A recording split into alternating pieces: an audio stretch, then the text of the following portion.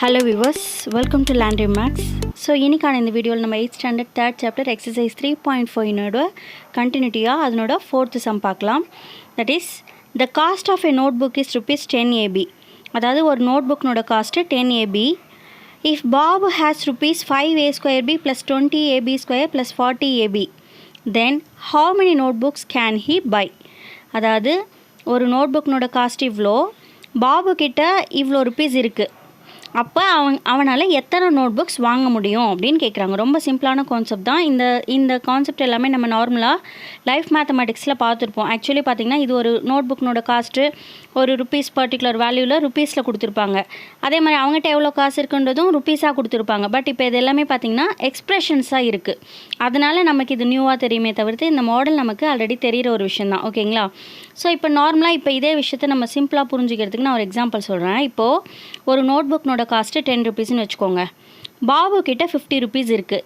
அப்போ அவன் எத்தனை நோட்புக் வாங்கியிருப்பான் அப்படின்னா நம்ம என்ன பண்ணியிருப்போம், ஜஸ்ட்டு அவங்ககிட்ட இருக்கிற ருபீஸு, இப்போ ஃபார் எக்ஸாம்பிள் அவங்ககிட்ட 50 ருபீஸ் இருக்குது இல்லைங்களா, அந்த 50 ருபீஸை ஒரு நோட்புக்னோட விலையால் டிவைட் பண்ணோன்னா வந்துடும் இல்லைங்களா, that is number of notebooks வந்துடும் இல்லைங்களா.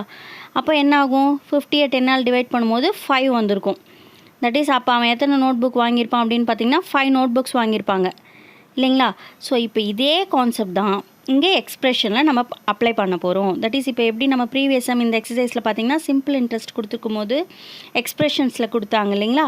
எக்ஸ்ப்ரெஷனில் கொடுத்துருக்கும் போது நம்ம அந்த எக்ஸ்ப்ரெஷனை சிம்பிள் இன்ட்ரெஸ்ட்னோட ஃபார்முலா PNR/100 கான்செப்டில் அப்ளை பண்ணி போட்டோம்.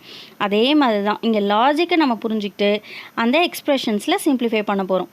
ஸோ இப்போ என்ன பண்ண போகிறோம் அப்படின்னா, இப்போ இந்த எக்ஸ்ப்ரெஷனை that is 5A square B plus 20 AB square plus 40 AB இருக்குது இல்லைங்களா, இது அவங்ககிட்ட இருக்கிற ருபீஸு, இதை இந்த 10 AB ஒரு நோட்புக்னோட காஸ்ட்டால் டிவைட் பண்ணோன்னா நம்பர் ஆஃப் நோட்புக்ஸ் எத்தனை அவங்களால பாபுவால் வாங்க முடியும் அப்படின்றது தெரிஞ்சிடும். ஓகேங்களா? ஸோ சிம்பிளான கான்செப்ட் தான்.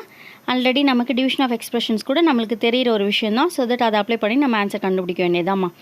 ஸோ இப்போ கிவன், எப்போவுமே வேர்ட் ப்ராப்ளம்ஸ்னால் கிவன் எழுதிக்கோங்க, cost of a note book and then பாபுக்கிட்ட எவ்வளோ ருபீஸ் இருக்குது அப்படின்னு இந்த 2 டீட்டெயில்ஸ் எழுதிட்டு இப்போ நம்ம இதை 10 ABயால் டிவைட் பண்ண போகிறோம். ஓகேவா? ஸோ நம்பர் ஆஃப் நோட்புக்ஸ் பாபு by is equal to 5A square B plus 20 AB square plus 40 AB by 10 AB. ஓகேங்களா? ஸோ இந்த வேர்டிங்ஸ் எழுதிட்டு தென் சிம்ப்ளிஃபை பண்ணலாம். ஓகே, ஸோ இப்போ நம்ம எப்படி சிம்ப்ளிஃபை பண்ணுறோன்னு கவனிங்க. இது ஆக்சுவலி ஒரு ட்ரைனாமியில் நம்ம ஒரு மோனாமியலால் டிவைட் பண்ண போகிறோம். ஸோ இப்போ நம்ம ஒவ்வொரு சிங்கிள் டேர்மாக பிரித்து தான் டிவைட் பண்ணணும். அதுதான் ரூல்ஸே. ஆக்சுவலாக ஒரு ட்ரைனாமியல் இல்லை ஒரு பைனாமியல் பாலினாமியல் எத்தனை எக்ஸ்ப்ரெஷன்ஸ் எத்தனை டேர்ம்ஸ் இருந்தாலும் அதை சிங்கிள் டேர்ம்ஸாக பிரித்து தான் நம்மளால் டிவைட் பண்ண முடியும். அட் த சேம் டைம் ஒரே இதுவாக பண்ண முடியாது, பண்ணக்கூடாது இல்லைங்களா. பிகாஸ் இந்த 10 AB வந்து ஈச் அண்ட் எவ்ரி டேர்முக்கு அது வந்து எல்லாத்துக்குமே நம்ம ஸ்ப்ளிட் பண்ணி கொடுக்கணும் இல்லைங்களா. அப்போது இதை டிவைட் பண்ணும்போது இன்னொரு விஷயம் நம்ம பண்ணிட்டா கொஞ்சம் இதை விட சிம்பிளாக இருக்குன்றதுனால நம்ம இதில் ஒரு லாஜிக் ஃபாலோ பண்ண போகிறோம். என்ன பண்ண போகிறோம் அப்படின்னா, ஃபஸ்ட்டு இந்த நியூமரேட்டரில் இருக்கிற இந்த நம்பர்ஸை ஃபேக்டரைஸ் பண்ணிக்கலாம். எப்படி ஃபேக்டரைஸ் பண்ணிக்கலாம்னா, taking out common factor method இருக்குது இல்லைங்களா, அந்த மெத்தட் படி ஃபேக்டரைஸ் பண்ணிக்க போகிறோம். தட் இஸ் இப்போது 5, 20, 40 இது எல்லாத்துக்குமே காமன் ஃபேக்டர் என்னன்னு பார்த்தீங்கன்னா 5, 20, 40 எல்லாத்துலேயுமே காமனாக 5 இருக்கும் இல்லைங்களா. தென் A ஸ்கொயர் ஏ இங்கேயும் ஏ இருக்குது, A to the power 1 இருக்குது, இங்கேயும் A to the power 1 இருக்குது, இங்கே A ஸ்கொயர் இருக்குது. அதில் என்ன காமனாக இருக்குன்னு பார்த்தீங்கன்னா எப்போயுமே லீஸ்ட் பவர் தான் நம்ம காமன் வெளியே எடுக்கணும். So A to the power 1 எடுத்துக்கலாம். அதே மாதிரி இங்கே B இருக்குது, இங்கே B ஸ்கொயர் இருக்குது, இங்கே B இருக்குது. தட் இஸ் B இருக்குன்னு அர்த்தம், பவரில் 1 இருக்கிறதா அர்த்தம் இல்லைங்களா. அப்போது இதுலேயும் பார்த்திங்கன்னா லீஸ்ட் பவர் தான் நம்ம வெளியே எடுக்கணும். அப்படி வெளியே எடுக்கும்போது B power 1. ஸோ இது இதனுடைய காமன் ஃபேக்டர்ஸ் இல்லைங்களா. அந்த காமன் ஃபேக்டரை யூஸ் பண்ணி ஃபேக்டரைஸ் பண்ணிவிட்டு அதை சிம்பிளிஃபை பண்ணிவிட்டு தென் நம்ம ஒவ்வொன்றா தனித்தனியாக பிரித்து டிவைட் பண்ணோன்னா கொஞ்சம் ஒர்க்கு சிம்பிளாக இருக்கும். அதனால் அப்படி பண்ணியிருக்கோம். மற்றபடி நம்ம இப்படி தனித்தனியாக ஃபஸ்ட்டு எடுத்ததும் 5A square B 10 AB by 10 AB அப்படின்னு ஒவ்வொரு டேர்மாக பிரித்து பண்ணாலும் தப்பில்லை. இதை விட அந்த மாதிரி போடுறதை விட இந்த மெத்தட் வந்து கொஞ்சம் சிம்பிளாக இருக்கும். அதனால் நம்ம இப்படி பண்ணியிருக்கோம். ஓகேங்களா?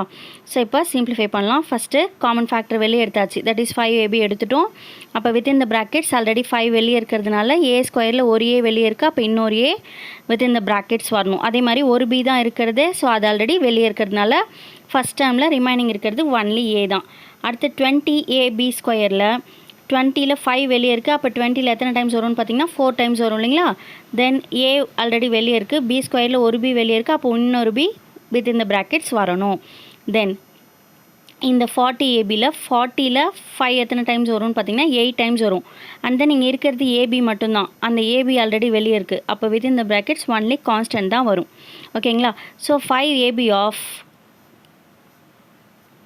a + 4b + 8 அப்படின்னு நம்ம இப்போ நியூமரேட்டரை ஃபேக்டரைஸ் பண்ணிட்டோம். இதுக்கப்புறம் இதை நம்ம சிம்பிளிஃபை பண்ண போகிறோம். இதுக்காக தான் இப்போ நம்ம இந்த ஃபேக்டரைஸே பண்ணோம். நமக்கு ஈஸியாக இந்த ப்ராசஸ் முடியணுன்றதுக்கு தான். ஸோ தட் இப்போ நம்ம இதை கேன்சல் பண்ணலாம். எப்படி கேன்சல் பண்ணுறதை கவனிங்க. இப்போ வெளியே வித்தின் இந்த ப்ராக்கெட்ஸ் இருக்கிறத நம்ம எதுவும் டிஸ்டர்ப் பண்ணக்கூடாது. இது அப்படியே தான் இருக்கணும். பட் இதுக்கு வெளியே ப்ராடக்ட்டில் இருக்குது பார்த்தீங்களா, இந்த 5ab இதை டினாமினேட்டரில் இருக்க இந்த 10abயோடு நம்மளால் சிம்பிளிஃபை பண்ண முடியும். அதை பண்ணலாம். பட் இது கூட இதை பண்ண வேண்டாம் இப்போதைக்கு. தட் இஸ் இப்போ இந்த 5abயை 10abயால் நம்ம டிவைட் பண்ணலாம். ஓகே. ஸோ அப்படி பண்ணும்போது என்ன வரும், ஏபின்ற டேர்மே கேன்சல் ஆகிடும். பிஃபோர் தட் கான்ஸ்டண்ட்டை ஃபஸ்ட்டு பார்த்துடலாம். தட் இஸ் 5ல் 1 டைம்ஸ் வருங்களா, 5 2s are 10. ஓகேவா? தென் ஏபின்ற டேர்ம் இங்கேயும் இருக்குது, இங்கேயும் இருக்குது. ஸோ மொத்தமாகவே கேன்சல் பண்ணிக்கலாம். அப்படி இல்லை ஒவ்வொரு தடவையாக ஏ தென் பின்னு ஒவ்வொரு தடவையும் பண்ணலாம். எப்படி பண்ணாலும் ஒன்று தான். அண்ட் தென் இந்த கேன்சலேஷன்ஸ் போடும்போது எப்போவுமே பென்சிலில் போடுங்க. அப்போ தான் உங்களுக்கு கிளியராக இருக்கும். ஓகேவா? இப்போ ரிமைனிங் இங்கே என்ன இருக்குதுன்னு பார்த்தீங்கன்னா வெறும் 1/2 தாம்மா இருக்குது. ஓகேவா?